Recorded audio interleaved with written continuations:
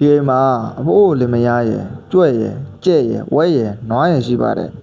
ကြွက်ကညဆိုရင်အဖွားကြီးချက်ထားတဲ့ထမင်းတွေကိုအမျက်ကိုးစားလေးရှိတယ်ဒါကိုအဖွားကြီးကမကျေနပ်ပါအောင်ဒီတော့တယောက်ကြောက်မျိုးတက်ပြီးကြွက်ထောင်ကြောက်ဝက်ခန်းလိုက်တယ်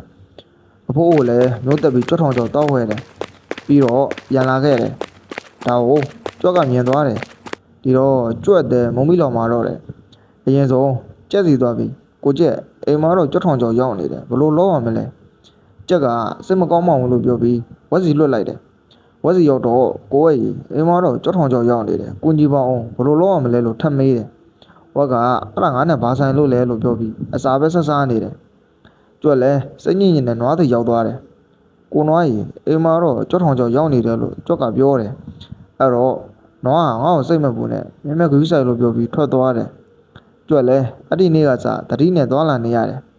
ဘွားကြီးကတော့ကြွက်မမီလို့စိတ်တုန်နေတယ်ဒါပေမဲ့တရက်မှာတော့ကြွက်ထောင်ကြောက်ကအတန်ကြားလိုက်ရတယ်အဲ့ဒီအချိန်မှာကြွက်ကဘသူမြင့်ကြွက်ထောင်ကြောက်မှမိသွားလဲသွားကြည့်တယ်ကြွက်ထောင်ကြောက်မှာမိနေတာမွေကြီးတစ်ကောင်ဖြစ်နေတာမြင်လိုက်ရတော့အော်သွားတယ်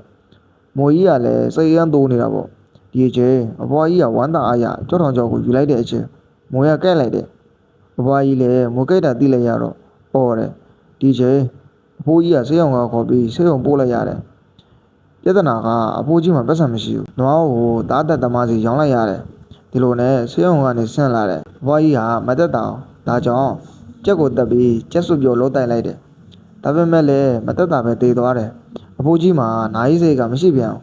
ဒီလိုနဲ့ဝက်ကိုတက်ပြီးရောင်းလိုက်ရတယ်ဒီအဖြစ်အပျက်တွေကိုကျုပ်ကအဝေးတနေရကနေကြည့်နေတယ်ငါပြောတဲ့စကားကိုဒါလေးထားခဲ့ရင်အခုလိုဖြစ်မှာမဟုတ်ဘူးဆိုပြီးတွေးနေတယ်